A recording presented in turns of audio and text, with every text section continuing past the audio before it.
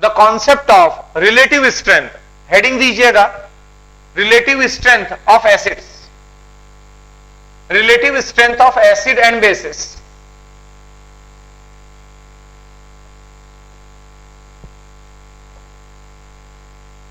Right, relative strength of acid and bases. मान लो कि हमारे पास एक वीक एसिड है HA1,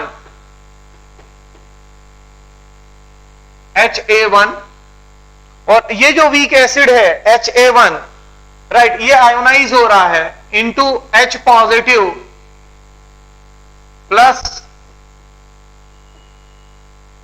A1 नेगेटिव के अंदर। राइट, ऐसे ही मैंने नाम दे दिया HA1, H positive plus A1 negative.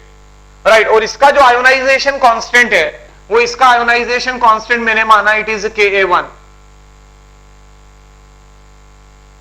तो अब यहां पर हम रिलेटिव स्ट्रेंथ पता कर रहे हैं। सबसे पहले तो हम ये जाने कि रिलेटिव स्ट्रेंथ माने क्या है। रिलेटिव स्ट्रेंथ, रिलेटिव वर्ड जब भी आता है तो रिलेटिव वर्ड तब लगाते हो when you are comparing someone with someone, जब आप कंपैरिजन परफॉर्म करते हैं, राइट, तो उस सिचुएशन के अंदर आप रिलेटिव स्ट्रेंथ यूज करते हैं।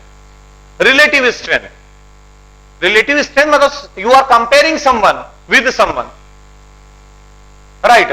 तो अब यहां पर हम स्ट्रेंथ, अब सवाल यह उठता है कि कोई अगर एसिड है तो एसिड की स्ट्रेंथ से क्या मतलब है। एसिड की स्ट्रेंथ से मतलब होता है कि वो कितनी आसानी से, कितने सफिस्टिकेशन के साथ H पॉजिटिव देता है। कोई एसिड कितना कौन ताकतवर एसिड माना जाएगा। ताकतवर एसिड आप उसे मानते हो जो जितनी आसानी से H पॉजिटिव देगा, जो जितनी आसानी से H पॉजिटिव देगा वो उतना स्ट्रॉन्ग एसिड की कैटेगरी में आएगा।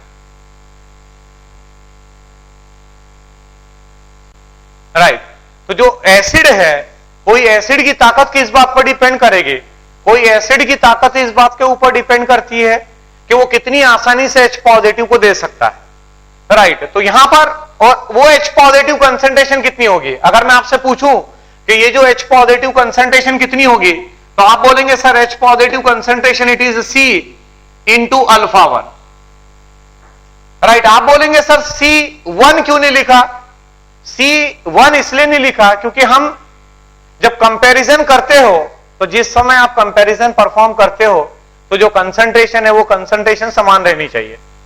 जब आप कंपैरिजन कर रहे हो तो जिस समय आप कंपैरिजन कर रहे हो तो जो दो एसिड को कंपेयर कर रहे हो उन दोनों की कंसंट्रेशन जो है वो समान होनी चाहिए। दोनों की जो कंसंट्रेशन है वो समान होनी चाहिए।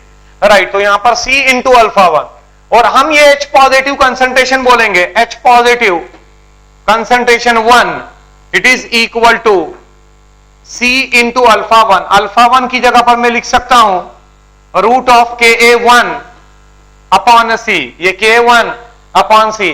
अभी अभी मैंने फार्मूला दिया था कि alpha is equal to root of Ka1 upon C होता है, root of K upon C होता है। राइट, ये C अंदर चला जाएगा, इट मीन C हो जाएगा root of Ka1 into C। ये हमारा जो पहला एसिड है जिसको हमने HA1 कहा था उसमें आपने H पॉजिटिव की कंसंट्रेशन पता करी। The H positive concentration in the acid HA1 it is equal to root of Ka1 into C। उसी तरीके से अगर हमारे पास HA2 है, HA2, तो हम बोलेंगे it is H positive concentration plus A2 negative. Right, HA2 मेरा कोई एसिड है, राइट, कोई दूसरा एसिड है, तो उसके द्वारा HA2 giving H positive plus A2 negative. Right, और यहां जो H पॉजिटिव कंसंट्रेशन आएगा that H positive concentration root of Ka2 into C हो जाएगा। राइट, डायरेक्टली मैंने लिख दिया, जैसे यहां पर आपने कहा H positive concentration, right, 1 it is equal to root of Ka1 into C। उसी तरीके से यहां पर लिख दिया हमने H positive concentration 2 it is equal to root of Ka1 into C।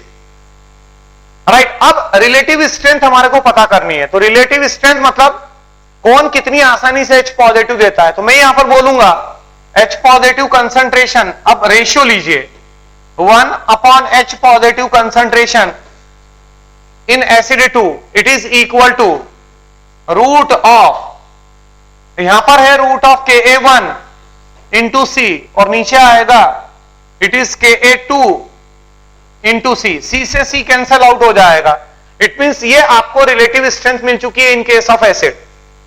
अगर कोई एसिड है, मेरी बात को समझ गए होंगे आप, रिलेटिव स्ट्रेंथ से मतलब ये है कि वो कितनी आसानी से H पॉजिटिव देता है, राइट, और कितना H पॉजिटिव देता है।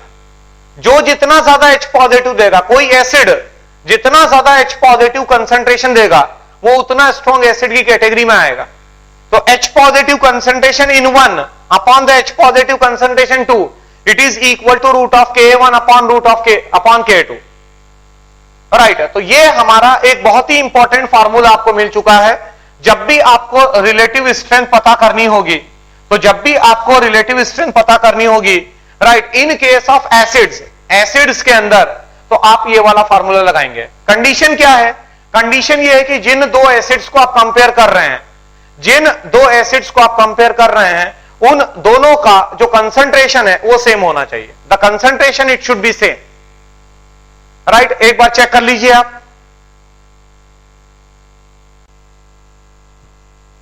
Here we had compared the two acids HA1, यहां पर हमने HA1 और HA2 को कंपेयर किया, राइट, और हमने कहा कि the H positive concentration 1 upon H positive concentration 2 it is equal to root of K1 upon K2।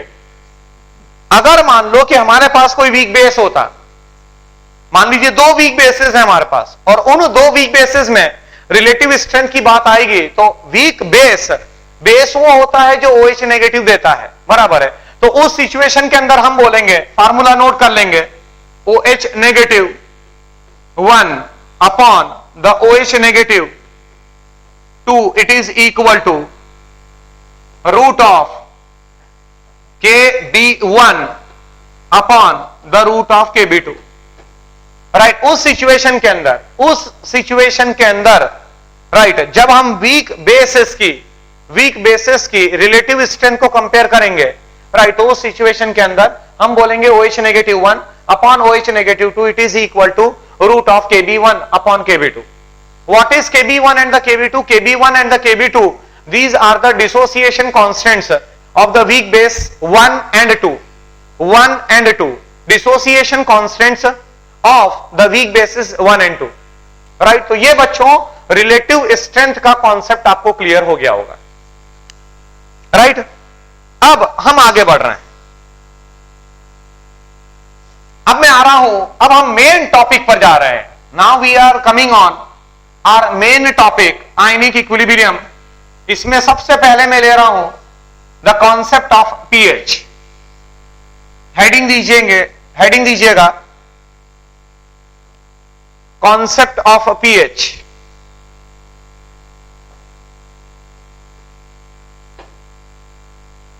Right, ये जो पीएच का कॉन्सेप्ट है वो सोरेनसन नाम का एक साइंटिस्ट था।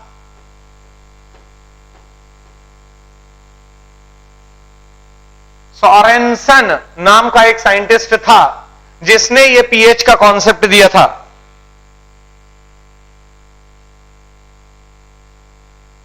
P stands for potence. Potence मतलब पावर, P मतलब है power, P stands for power and the H represents the hydrogen ion, H positive ion।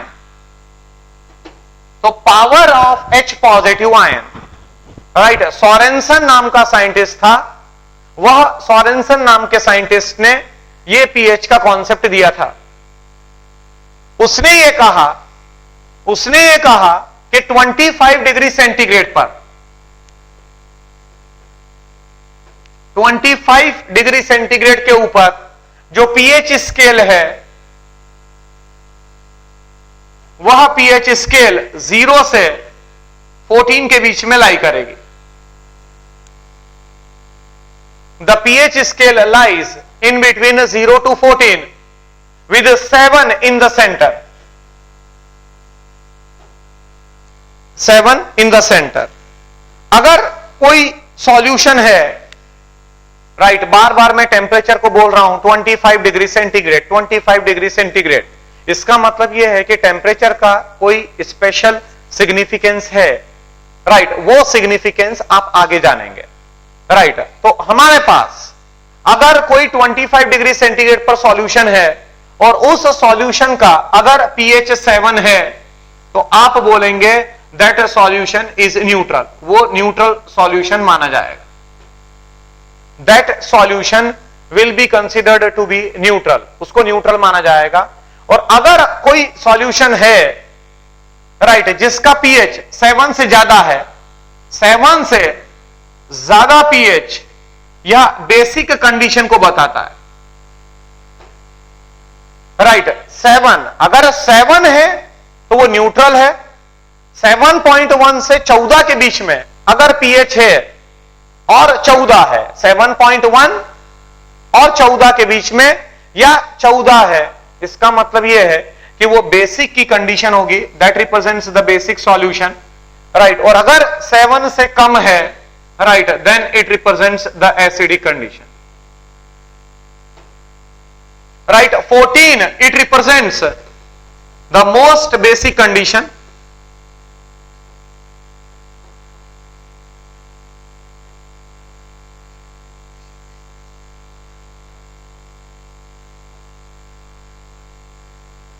Most basic condition, right. और 0 it means the most acidic condition,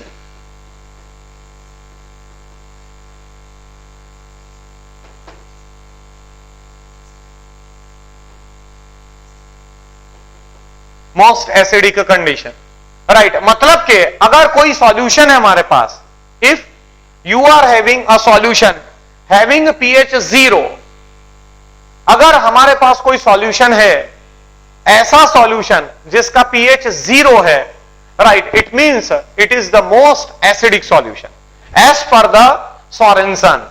Sorensen की scale पर, right, अगर किसी solution का pH 0 है, it represents the most acidic condition and the 14 represents the most basic condition, right. यहां तक आपको समझ में आ गया होगा, राइट। बट अगेन एक बहुत बड़ा क्वेश्चन माइंड में जो उठता है वो ये है कि अगर जो पीएच है, हमने कहा कि सोरेनसन के हिसाब से पीएच 0 से 14 के बीच में लाई करता है, तो सबसे बड़ा जो क्वेश्चन माइंड में उठता है कि why the pH scale lies from 0 to 14, why not from 1 to 15, why not from 1 to 20, why not from 0 to 15, मतलब राउंड फिगर में क्यों नहीं लिया, 0 से 14 के बीच में ही क्यों लिया गया पीएच स्केल? ये एक सबसे प्रोमिनेंट क्वेश्चन माइंड में आता है, राइट। तो समझ लीजिएगा, जो बचा हुआ टाइम है उसमें इस कंसेप्ट को मैं बता रहा हूं आपको। यहां पर एक कंसेप्ट आता है दैट इज केडब्ल्यू का,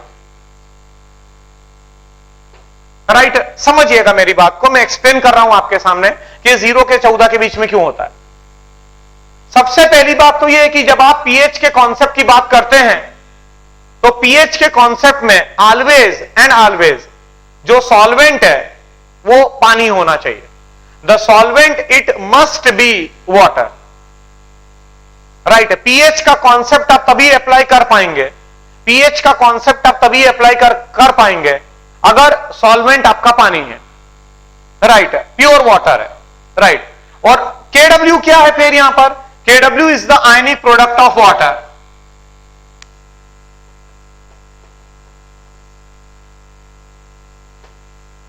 ionic product of water, right. Water जब आयोनाइज होता है, वाटर का जो आयोनाइजेशन होता है वो आप इस तरीके से करवाते हैं,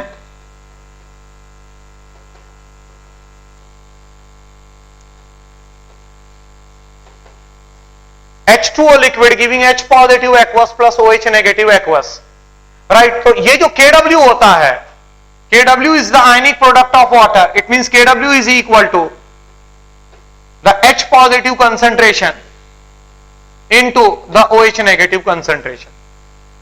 KW क्या है? It is the ionic product of water. Ionic product of water से क्या मतलब है? Ionic product of water से मतलब है कि जो वाटर है, जो पानी है, राइट, उस पानी के जो आयंस हैं, राइट, पानी में दो आयंस होते हैं, H पॉजिटिव और OH नेगेटिव, राइट, तो उसका product Kw it is equal to the product of H positive concentration. ये जो स्क्वायर ब्रैकेट है, सारे बच्चे इस बात को ध्यान में रखेंगे कि ये जो स्क्वायर ब्रैकेट हम लगाते हैं, this represents the concentration in mole per litre. यह मोल पर लीटर में कंसंट्रेशन को बताता है। So Kw it is equal to the product of H positive concentration into OH negative concentration, right. H positive का concentration mole per litre में लेना होता है और OH नेगेटिव का कंसंट्रेशन मोल पर लीटर में लेना होता है।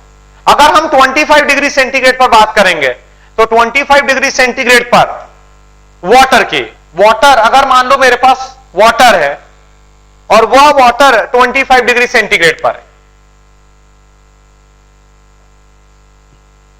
अगर मान लो मेरे पास वाटर है, राइट, और वह 25 डिग्री सेंटीग्रेड के ऊपर है,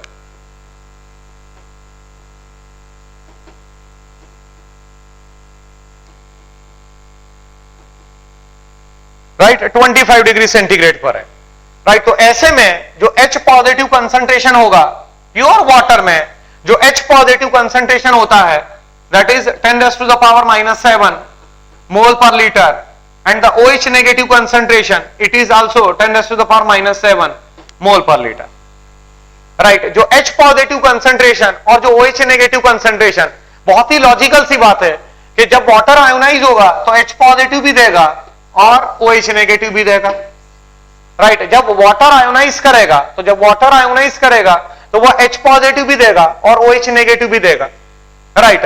इट मींस जो H पॉजिटिव कंसंट्रेशन है प्योर वाटर में that is 10⁻⁻7 mole per litre and the OH negative concentration is 10⁻⁻7।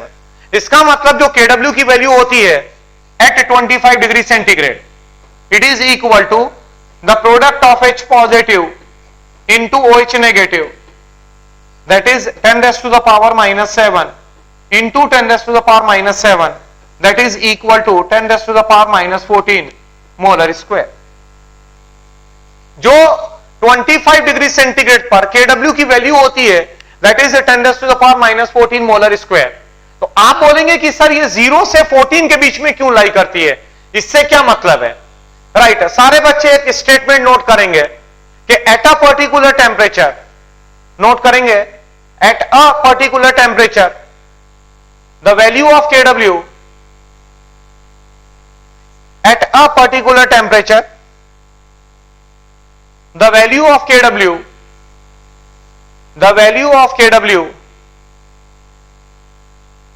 remains constant,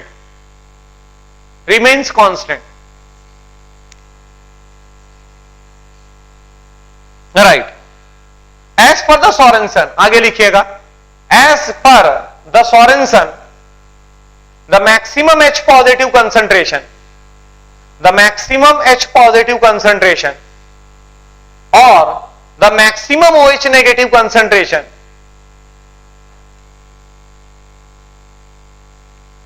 the maximum H positive concentration or the maximum OH negative concentration it is equal to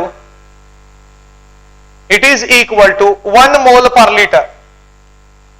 the maximum H positive concentration or the maximum OH negative concentration it is equal to 1 mole per liter, right.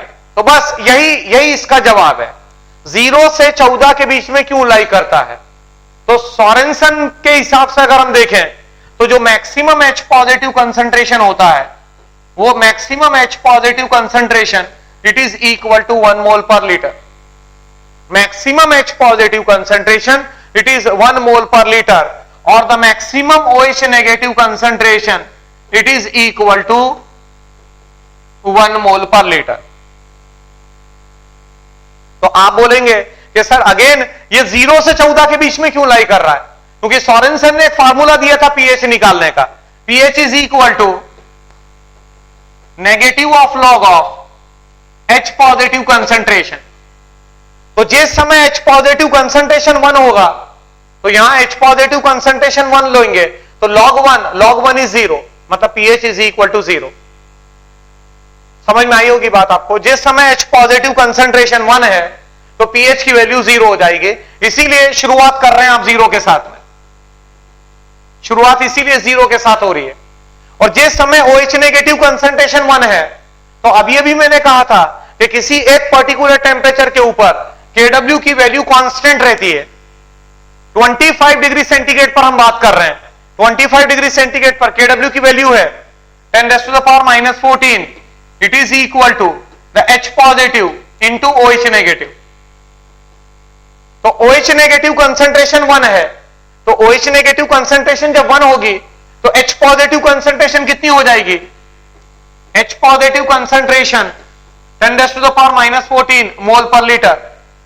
और जो pH की scale है, H positive concentration यहां पर निकाली आपने, और ये जो pH की स्केल है, इस pH की स्केल में अगर ये H पॉजिटिव कंसंट्रेशन पुट करोगे तो ये आएगा pH is equal to negative of log of 10⁻⁻14। It means log अगर आप लेंगे तो minus of 14, that will comes out to be +14।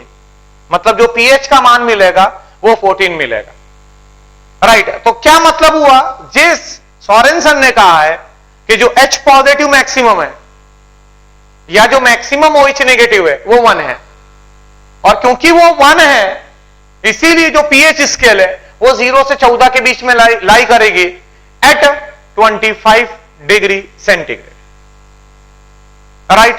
अब इसको हम आगे बढ़ाएंगे, इसी कंसेप्ट पर हम चर्चा करेंगे। सारे बच्चे कल प्लीज पढ़कर आइएगा, day after tomorrow, right. That's all.